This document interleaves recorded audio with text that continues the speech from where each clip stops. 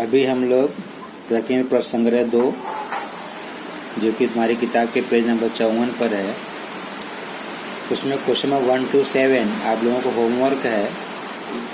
मैं question number 8 से start करता हूँ, जो कि शाब्दिक प्रश्न है।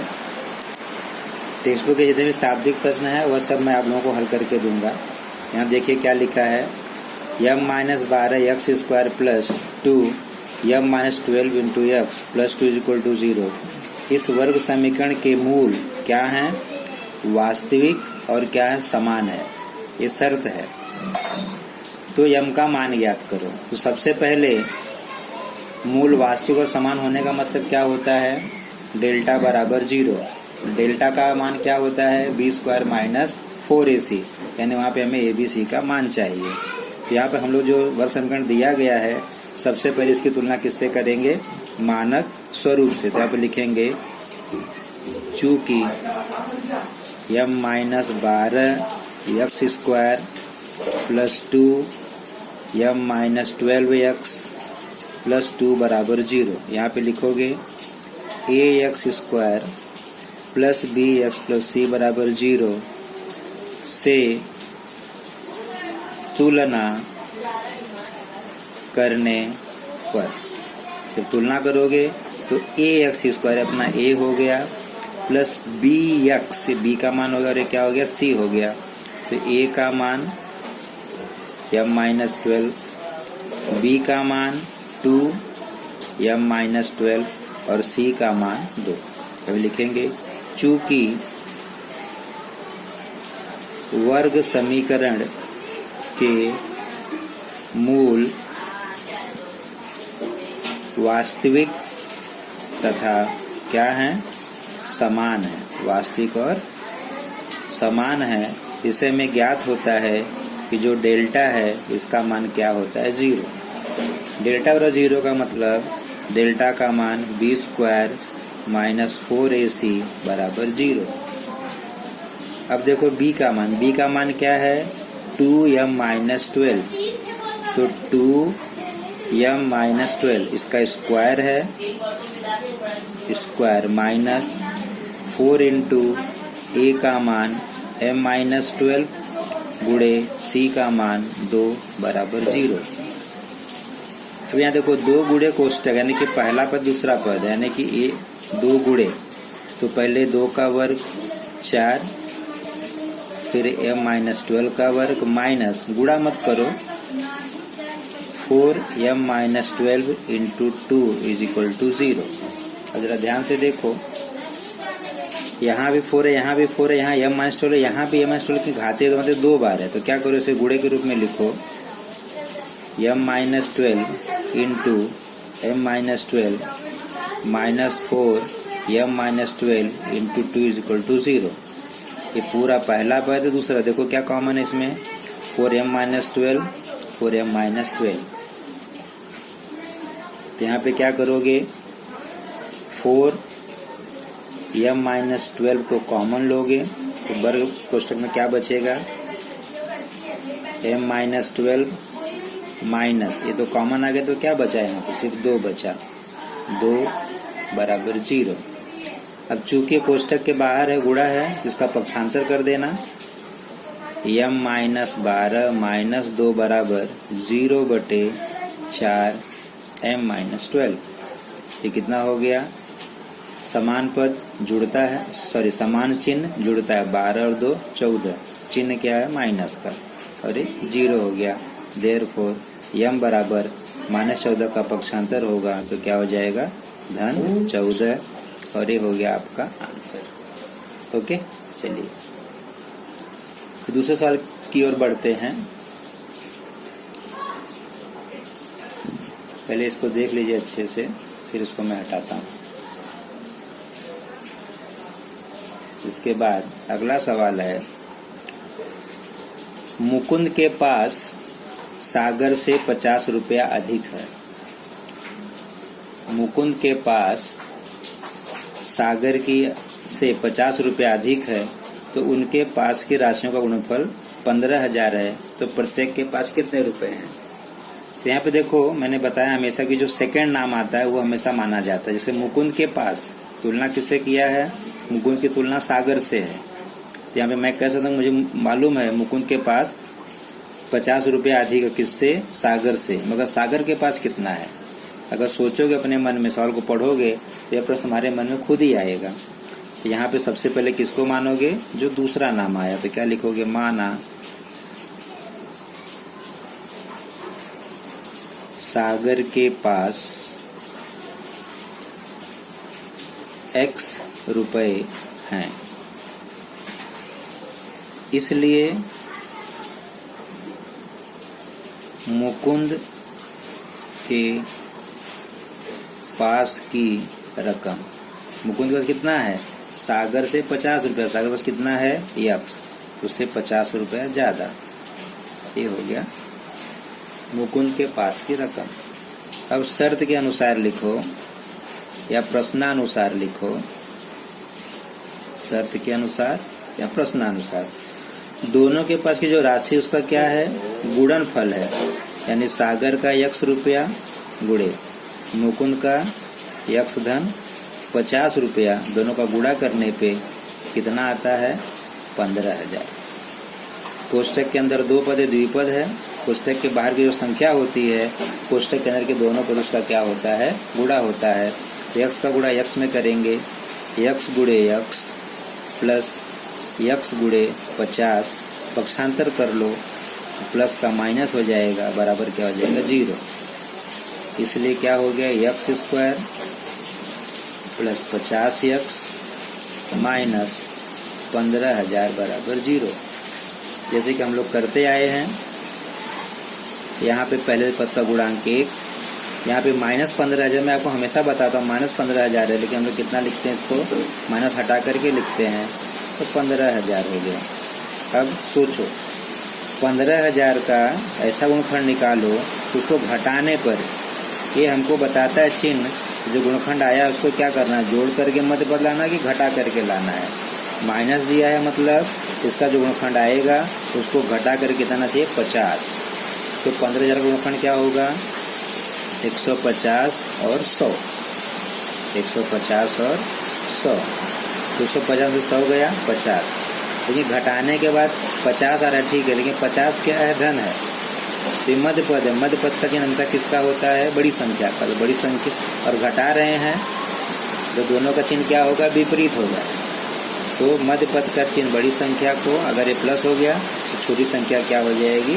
माइनस हो जाएगी। इसलिए X स्क्वायर प्लस जहाँ 50 आया है उसके जगह पे ये दोनों पद को लिखेंगे। धन 150X माइनस 100X माइनस 15,000 बराबर 0। अब कॉमन लो, क्या आएगा कॉमन? X क्या बचा? X धन 150। यहाँ माइनस आएगा तो आगे का चिन्ह बदल जाएगा। यहाँ पे देखो 2 जीरो है, 100 है, यहाँ पे 3 जीरो, तो 2 जीरो कॉमन आएगा तो 100 कॉमन आ जाएगा। 100 कॉमन लिए तो X प्लस कितना बचेगा? 150 बराबर 0। यहाँ क्या बचा? जो दोनों में उसे लिख लो। X धन 150 और यहाँ क्या बचा? यहाँ X बचा, यहाँ पे माइनस 100 बचा। X माइनस 100 बराबर 0। तो X धन 150 बराबर 0 या X माइनस 100 बराबर 0। इसलिए X बराबर माइनस 150 या X बराबर कितना हो गया? 100। मगर कोई भी रकम ऋणात्मक नहीं होती है, इसलिए यह क्या हो जाएगा? अग्राह्य है। यहाँ पे कोई कर्ज की बात नहीं हुई है, इसलिए अग्राह्य हो जाएगा। इसलिए हमारा उत्तर कितना आएगा? 100। इसलिए प्रत्येक के पास की रकम, तो प्रत्येक मतलब पहले सागर माने हो, इसलिए सागर के पास की रकम बराबर कितना? X 100 रुपये तथा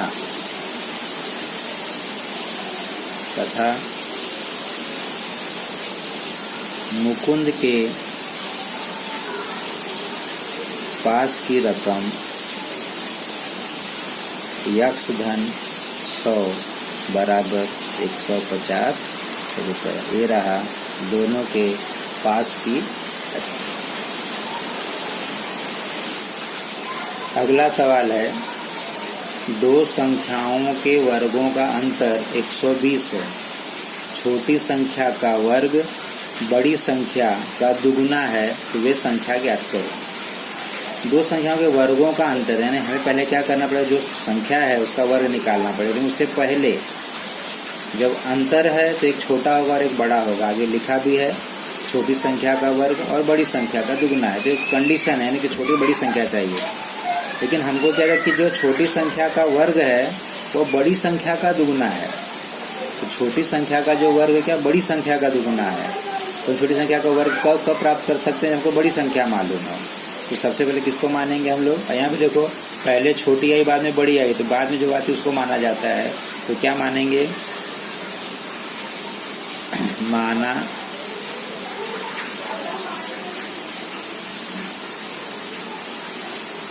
बड़ी संख्या क्या है, यक्स है।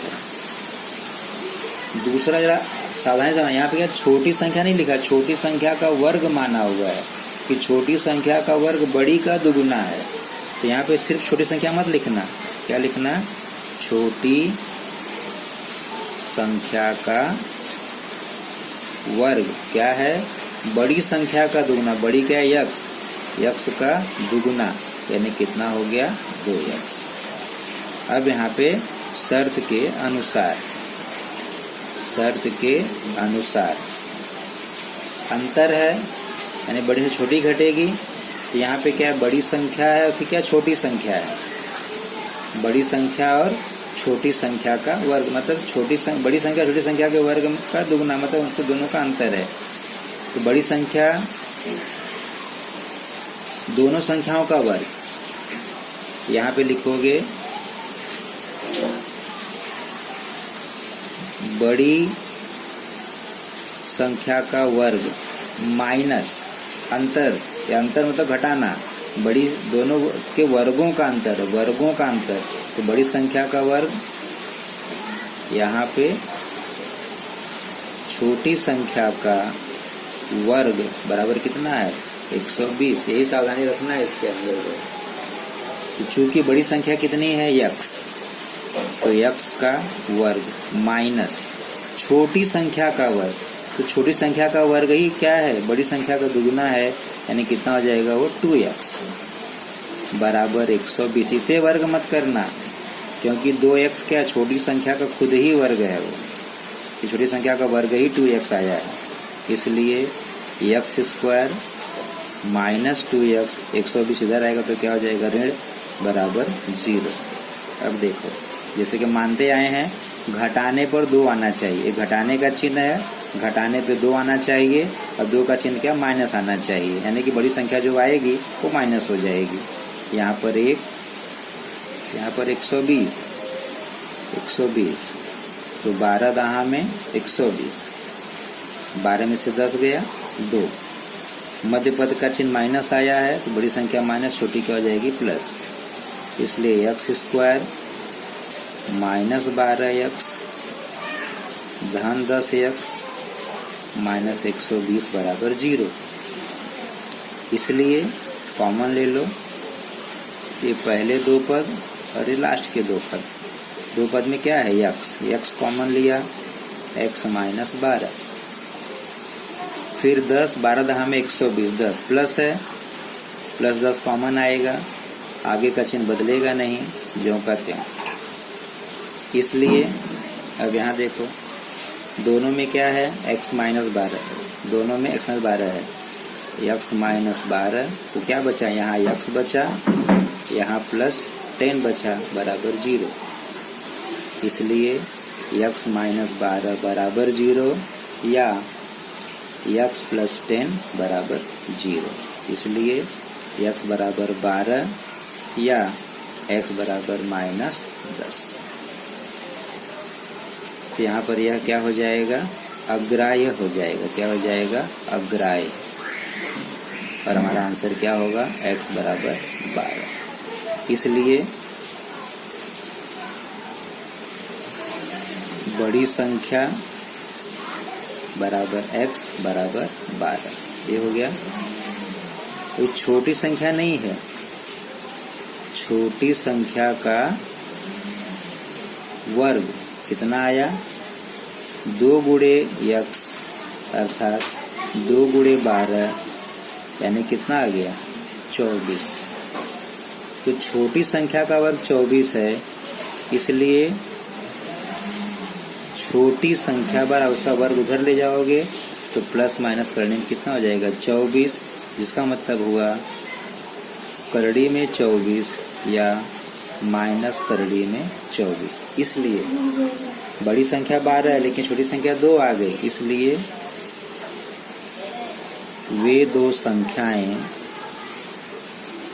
क्या हो सकती हैं, क्रमशः लिख सकते हो। तो छोटी संख्या करड़ी में 24 तथा 12 या एक जोड़ी हो गई, या करड़ी माइनस करड़ी में 24 तथा 12 होंगी। ये रही अपनी 2 जोड़ी, एक जोड़ी ये हो गई और एक जोड़ी ये हो गई। आई बात समझ में? चलिए ये रहा आपका सवाल, इस तरह से देख लीजिए। इसके बाद जो 13वां सवाल है, आप अपनी किताब भी साथ में रखिए सवाल पढ़ने के लिए, खाली वीडियो पे डिपेंड मत रहिए, वीडियो से आप हल देखिए, सवाल साथ में रखिए हमेशा। रंजना को जन्मदिन के अवसर पर 540 संतरे कुछ विद्यार्थियों में समान रूप से बांटने हैं। रंजना को जन्मदिन के अवसर पर 540 संतरे कुछ विद्यार्थियों में समान रूप से बांटने हैं। समझ लो कि रंजना का जन्मदिन, उसने सबको संतरा देने का फैसला किया। तो जितने भी बच्चे आए हैं उन सभी बच्चों को 540 संतरों में से बांटेगी, किसी को 5, किसी को 6, जितना भी आए। लेकिन क्या होता है उसके बर्थडे में, जन्मदिन पर 30 विद्यार्थी अधिक आ जाते हैं। यदि 30 विद्यार्थी अधिक होते, 30 विद्यार्थी अगर और बढ़ जाए तो क्या होगा, प्रत्येक को 3 संतरे कम मिलते हैं। जितना पहले मिलता है उनको उससे 3 कम मिलेगा। जैसे मान लो उनको पहले 5 मिलते तब कितना मिलेगा, 2 ही मिलेगा। तो कितना कम हो गया, 3 कम हो गया। तो विद्यार्थियों की संख्या ज्ञात करो। आप सवाल को कम से कम 2 से 3 बार पढ़ो। अब देखो, जैसे मेरे पास मान लो कि 25 संतरे हैं, मुझे 5 लोगों को बांटना है, तो एक को कितना मिलेगा, 5 संतरा। क्यों, 25 लोग हैं, 5 लोग को बांटना है, तो जितना मेरे पास है उसमें जितना वो बांटना है उसका अगर मैं भाग दे दूंगा तो मुझे संख्या मालूम पड़ जाएगी। इसलिए यहाँ पे मानेंगे विद्यार्थियों की संख्या ज्ञात करने, विद्यार्थियों को ही मानेंगे। माना कुल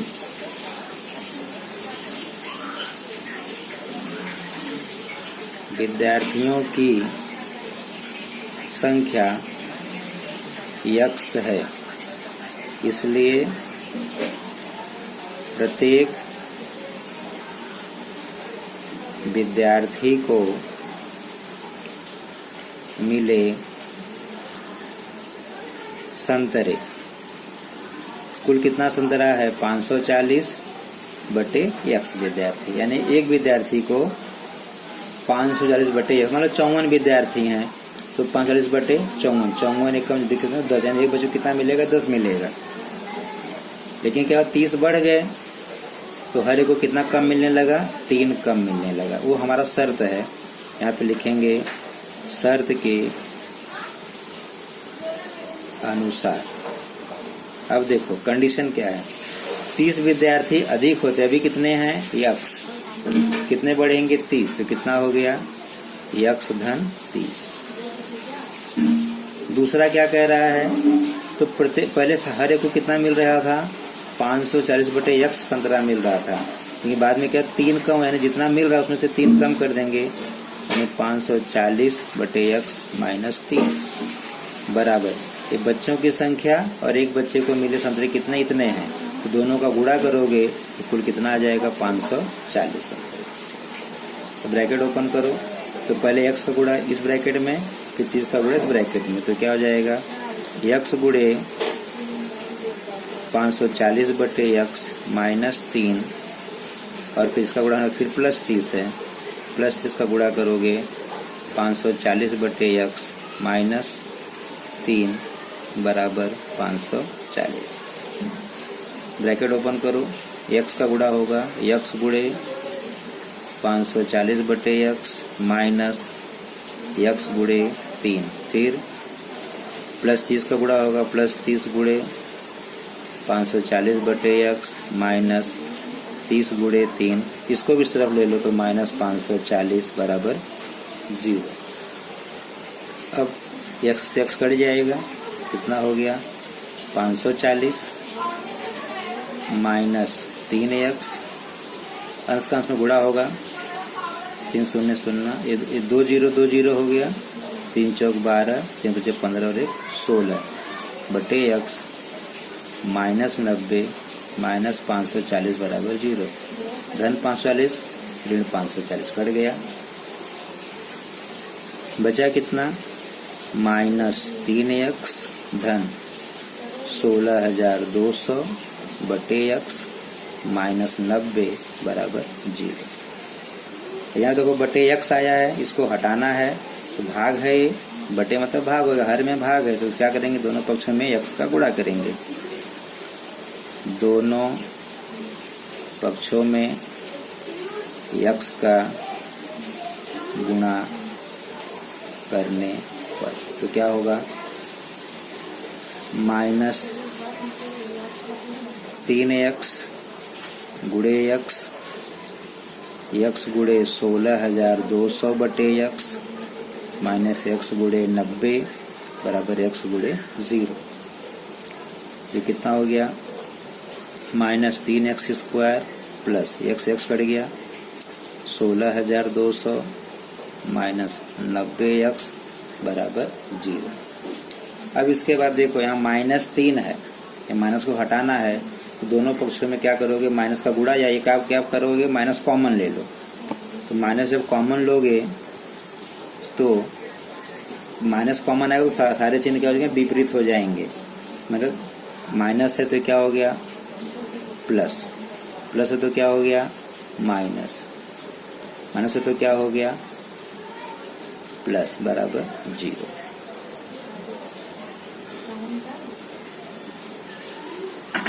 अब यहाँ पे क्या करो माइनस इधर चले आएगा तो माइनस खत्म हो जाएगा तो क्या हो जाए 3x square plus 90x minus 16,200 बराबर 0। अब देखो 3 3 तिरिका 9, ये भी 3 से क्या है भाज्य है तो 3 कॉमन ले लो तो क्या होगा 3 एकम 3, 3 तिरिका 9, 3 पचे 15, 3 चौका 12, 5400 बराबर 0। जैसे ही माइनस इधर आया तो 0 बटे माइनस 0 हो गया, वैसे 3 आएगा तो 0 बटे 3 0 हो जाएगा, x माइनस 5400 बराबर 0। अब देखो यहाँ पर 1 है, यहाँ पर 5400 है बराबर 5400। देखो माइनस है मतलब घटाने पे मध्य पद लाना है, क्या करना है घटाने पर मध्य पद लाना है, तो 90 का 9 छक्का 54, 0 0 90 और 60, 90 से 60 का कितना आएगा 30। मध्य पद धन है, बड़ी संख्या धन छोटी माइनस, क्यों घटाने में विपरीत चिन्ह, x square plus 90x minus 60x minus 5400 बराबर 0। इसमें क्या कॉमन आएगा x प्लस 90। यहाँ देखो 5400 का गुणनखंड क्या है 90 और 60 है, इसमें 90 भी है और 60 भी है, तो यहाँ 60 है तो माइनस 60 कॉमन आएगा, माइनस कॉमन लिए तो आगे का चिन्ह क्या हो जाएगा प्लस, यहाँ x बचा, यहाँ 90 बराबर 0, जो दोनों में है उसको लिख दिया, फिर यहाँ बचा x, यहाँ बचा माइनस 60 बराबर 0। इसलिए x प्लस 90 बराबर 0 या x माइनस 60 बराबर 0। इसलिए x बराबर धन है तो ऋण और ऋण है तो धन, लेकिन विद्यार्थियों की संख्या ऋणात्मक नहीं होती है, इसलिए यह अग्राह्य है, इसलिए हमारा आंसर क्या आएगा 60। इसलिए हमारा उत्तर, इसलिए विद्यार्थियों की कुल संख्या बराबर 60, ये हमारा आंसर हो गया। समझे? इस तरह से हमारा 13वां सवाल यहाँ समाप्त होता है। अगला सवाल है, तड़वेल में किसान श्री दिनेश के आयताकार खेत की लंबाई चौड़ाई के दुगुनी से 10 मीटर अधिक है। उन्होंने उस खेत में बारिश का पानी एकत्र करने के लिए खेत की चौड़ाई के 1/3 गुने भुजा वाले वर्गाकार खेत में तालाब का निर्माण किया। तब जो मूल खेत का क्षेत्रफल था वह खेत में बने तालाब के क्षेत्रफल का 20 गुना होता है। तो उस आयताकार खेत की लंबाई तथा चौड़ाई और खेत में बने तालाब की भुजा की लंबाई ज्ञात करो। यहाँ पहले खेत क्या है, आयताकार है। समझने के लिए एक आयत बनाओ और इसमें एक क्या है, वर्गाकार क्या है, ये तालाब है। ये क्या है, तालाब है। तो सबसे पहले कंडीशन देखो, खेत की लंबाई कितनी है, चौड़ाई के दुगुने से 10 अधिक है। तो लंबाई हमको मालूम है कि जितनी भी चौड़ाई होगी उसका दुगुना करके 10 जोड़ देंगे तो लंबाई आ जाएगी, मगर चौड़ाई कितनी है सोचो अपने मन में। यहाँ पे मानेंगे, माना आयताकार खेत की चौड़ाई x मीटर है। ओके, इसलिए खेत की लंबाई चौड़ाई की दुगुनी यानी x गुणे 2 और उससे भी कितना ज्यादा है, 10। तो कितना हो गया, 2x धन 10 मीटर। चौड़ाई x, लंबाई 2x धन 10 मीटर।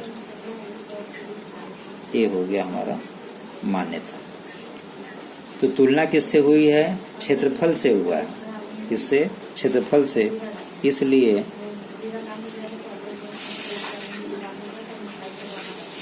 आयताकार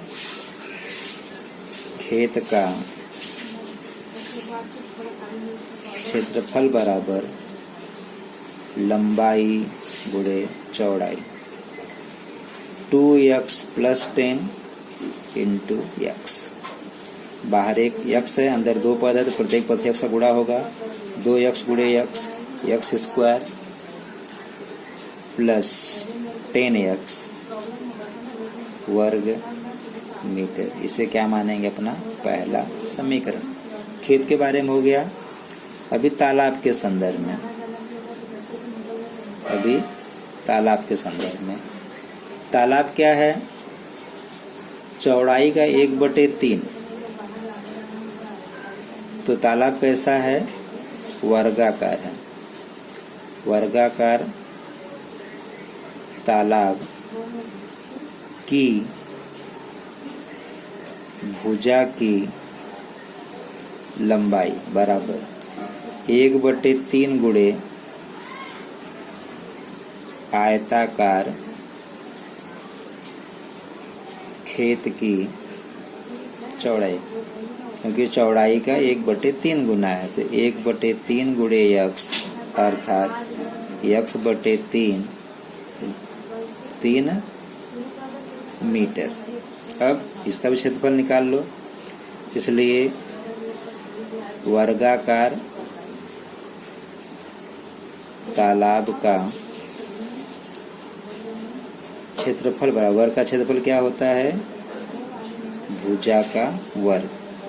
भुजा कितनी है, x/3 और इसका वर्ग कितना हो गया, x वर्ग बटे 9 वर्ग मीटर। ये हो गया समीकरण नंबर 2। अब आगे शर्त है। शर्त क्या है कि मूल खेत का क्षेत्रफल तालाब के क्षेत्रफल का 20 गुना है। तो अब यहाँ पे लिखोगे शर्त के अनुसार, शर्त के अनुसार आयताकार खेत का क्षेत्रफल किसके बराबर है? तालाब के क्षेत्रफल का कितना गुना है? 20 गुना है। तो अभी कथन 1 और 2 देखो। 1 में कितना दिया खेत का क्षेत्रफल? 2x² plus 10x। तालाब का क्षेत्रफल कितना है? x² 9 into 20। क्या लिखोगे? कथन 1 और 2 से। ओके, ऐसे हल कर लो। यहाँ देखो बटे 9 है, पहले एक बार और एक स्टेप हल करो। 2x² प्लस 10x बराबर 20x² बटे 9। फिर बटे 9 आया है तो दोनों पक्षों में गुणा करो। दोनों पक्षों का मतलब होता है कि दोनों पक्ष में जितने भी पद हैं उन सब में क्या होगा? 9 का गुणा होगा। तो 9 गुणे 2x², 9 गुणे 10x और 9 गुणे 20x² बटे 9। तो 9 से 9 यहाँ कट गया। यहाँ कितना हो गया? 18x वर्ग धन 90x बराबर 20x²। अब क्या करोगे? 90x बराबर 20x²। 18 को इस तरफ पक्षांतर करोगे, माइनस कितना हो गया? 18x का वर्ग। ओके, इसके बाद हम लोग नेक्स्ट पेज पे चलेंगे। पिछले पेज में क्या लिखे थे? यहाँ कितना बचा था? 90x और 20 में से 18 का कितना बचा? 2x²। अब क्या करोगे? थोड़ा सा इसको गुणे के रूप में लिख दो, आसान स्टेप। 90 गुणे x, 2 गुणे x गुणे x। x से x क्या हो गया? x से x क्या हो गया? कट गया। अभी 90 है, 2 को इधर लाओ, बटे 2 बराबर x, इसलिए 2 1 कम 2, 2 चौक 8, 2 पचे 10, कितना हो गया? 45।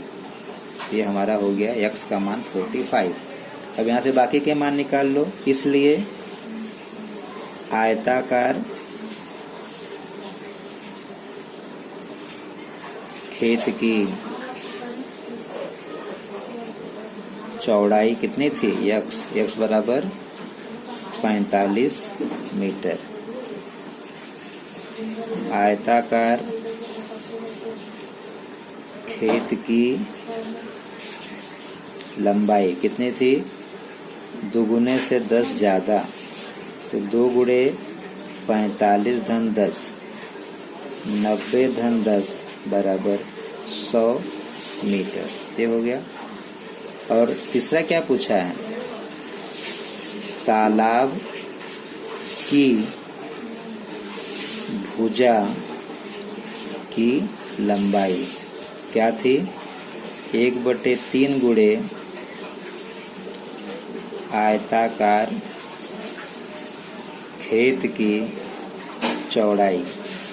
1/3 गुणे कितना आ गया? 45।